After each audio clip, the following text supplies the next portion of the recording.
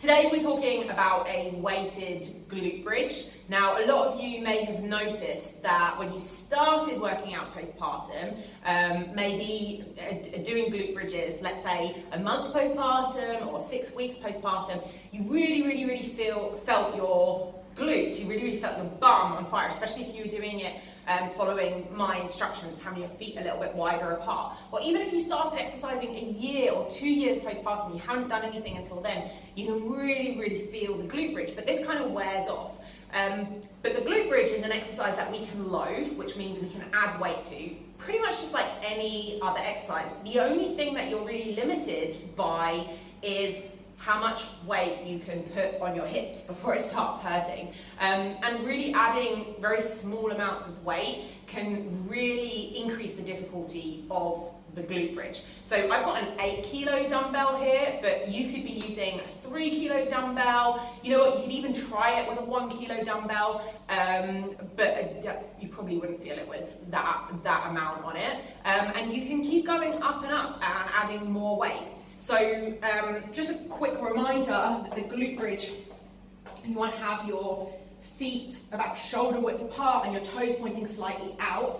When you get to the top of the glute bridge, you want a nice straight line from your shoulder and your knees.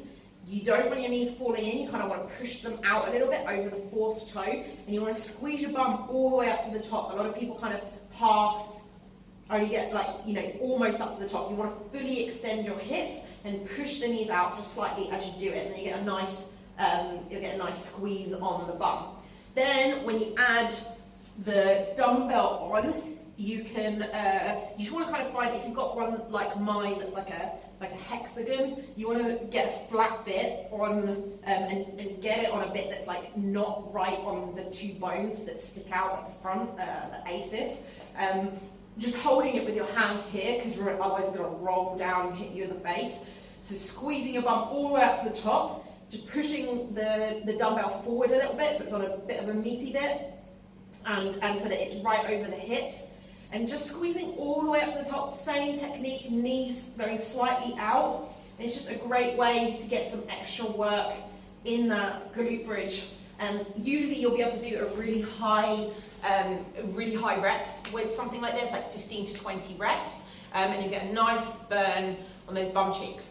Another great thing about this specific exercise is it's one of the very few ones that you can do with a baby or a toddler sitting on top of you. And as your child conveniently gets or inconveniently gets heavier and heavier, you automatically have a heavier weight to put on your hips to increase the load on the glute bridge and get better results and a rounder booty. So that's the weighted glute bridge.